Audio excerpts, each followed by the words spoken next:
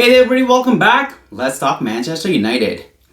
Yet another international break, one of these boring international breaks that happens every year, every couple of months. But the good thing about this international break is it is the last one up until March. So from next weekend onward, we're going to get a lot of football and a lot of Manchester United. And speaking of Manchester United, Rúben Amorim starts training tomorrow for the first time with the Man United team. Maybe not the entire squad because some of them are on international duty, but a fair chunk of them are there. And one thing is sure, at the end of tomorrow, Rúben Amorim is going to think to himself, what the fuck did I get myself into? Because one thing we know about the United team is they have its good sides, but it definitely has its nasty sides. Anyways, what I thought I'd do for today's video, as we don't really have any football to assess, is talk about Rúben Amorim and the expectations from this team for the rest of the season. Like, what do we expect from this team at the end of the season? Now, going into the season with Ten Hag, the expectations were very different, but now Rúben Amorim coming in, the expectations have to be slightly altered, especially because of the horrible start that we've had to the season. So I thought I'd do something a bit different, do something with what we do in business, where anytime there is a future goal, we think of the outcome as, we try and look at the outcome in three possible ways. So the optimistic, what will happen, the pessimistic approach, and the most likely outcome that's going to happen out of the two. So I thought I'd do the same thing for Rúben Amorim and this Manchester United team and what we can expect from them for the season. So for the optimistic approach with this Man United team, let's see what happens in the optimistic approach. We have a lot of our players coming back from injury. Luke Shaw and Tyler Malacia are going to be back. Mason Mount is back. Laniero is back. So a lot of players coming back from injury. Also, going into this international break, we did have a pretty good spell. We won 3 and we drew 1 against Chelsea. And we were pretty good in that game as well. And we probably should have won that game. So in this optimistic approach, United continues winning. They have a good bounce under Amorim. We have a couple of easy fixtures. So say they go and they win easily against Ipswich. Then against Arsenal, we somehow manage to get a win, and that really boosts the confidence. Players like Casemiro, Rashford start playing better. Bruno has already started playing better, and we kind of build this form and start doing something that we've never done in a very long time, and that's play consistently. And again, remember, this is the optimistic outcome that we're looking at. So remember a couple of seasons ago, Bayern Munich were really bad, and then Hansi Flick came on board, and I think it was sometime in October, maybe November, and they had an amazing season. I don't know if they won the treble that season, but they definitely did win the Bundesliga, which is, I know, not the biggest achievement, but they did play really well. And we're hoping something like that can happen with Rúben Amorim. Now, he has had an amazing season with Sporting Lisbon so far. So what if he can bring that form over here? And that is the optimistic approach, optimistic solution that we're looking at, right? So we start building consistency. We go maybe 10 wins in a row. Maybe that is asking for too much, but we start doing better. We get closer to the top. And again, any other season, we would be very far away from the top. However, this has been one of those weird seasons where Liverpool is doing really well, but they could have a bad spell. Arsenal and City are doing really bad. City are doing the worst they have ever done under Pep. So you never know.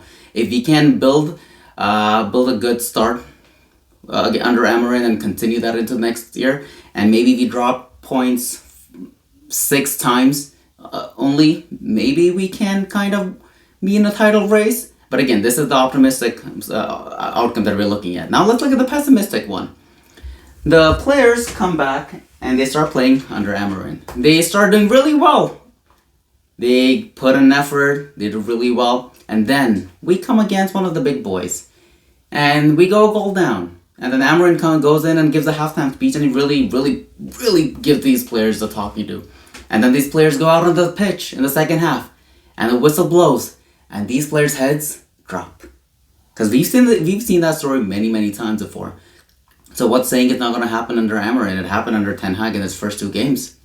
It happened under Ten Hag almost the entire season this season. So if anything, the more chances of it happening are a lot higher than us going on a good run and winning 10 in a row, or even winning 3 in a row in the Premier League, right? So that is what can happen. Their head drop, we started sustaining more injuries, they can't accustomed to the style, so they start playing shit.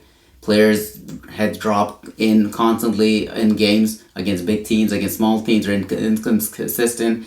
And what can happen is we could finish out of Europe altogether, get knocked out of all of the competitions, and have a season kind of like under Ragnick, or maybe last season. Last season was horrible if it wasn't for the FA Cup.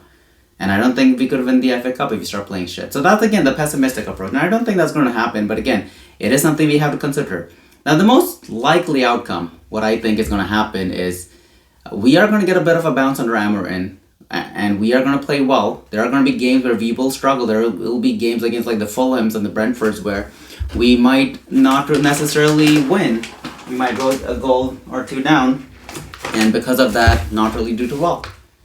However, we might just do enough to scrape of maybe 4th, maybe even 5th. Remember, 5th spot can get us into the Champions League. And Spurs have been pretty bad. Who is it? So we have City, Arsenal, Liverpool, and Chelsea. Villa haven't been that good. They haven't been that consistent, and maybe we start playing better. Remember, we're not going to be as bad as we have been this season because these players weren't playing for Ten Hag. The moment he left, they started playing better, and that's more likely what we're going to see. However, these players aren't just going to go from overnight from being shit to like prime United teams of the past, right? That's not going to happen. What's going to happen is they're going to have good games, they're going to have bad games, and they're going to have lack of confidence. Now, let's see if Amorim can really do a better job in boosting the confidence of these players. I did speak of the optimistic outcome because there is a possibility. However, the likelihood of it happening are very, very low. But it is a possibility. But at the same time, a negative outcome is really possible as well. And in my opinion, much more likely to happen than an optimistic outcome happening because we haven't seen anything from these players to think that they can have a long, consistent season. So I really, really, really hope these players do really well and we go on a tremendous winning streak. But in reality, there are going to be challenges. There are going to be games where we are going to be pulling our hair saying nothing has changed about these players. These players need to go. That is going to happen. But I really think that we could win a trophy. The Europa League is looking a lot more likely because the only other competition we have in there is Spurs. And Spurs, on their day, they're good. But right now, they're going through turmoil as well. So you never know. So maybe 5th place and a trophy. Maybe most likely the Europa League is what I think is going to happen. But worse things have happened and crazier things have happened as well. And I really, really, really hope that Amorim can be one of those managers who come in and just has that luck. Some managers bring that luck with them. And I hope he is one of them. And I really, really, really hope that we win a Premier League under him very soon. I have been waiting for a very, very long time to watch United win another Premier League. The last time they won the Premier League, I took it for granted, like a lot of you did. I did not think that we would go, 11 years without another trophy? Another Premier League, I mean. But that has happened, so I really, really hope Amorim can bring us that success. If he brings it this season, oh my god, I don't know what's going to happen. I'll probably get a tattoo of United if that happens, but very unlikely. Anyway, thank you everybody for watching. Please like and subscribe, and go Manchester United.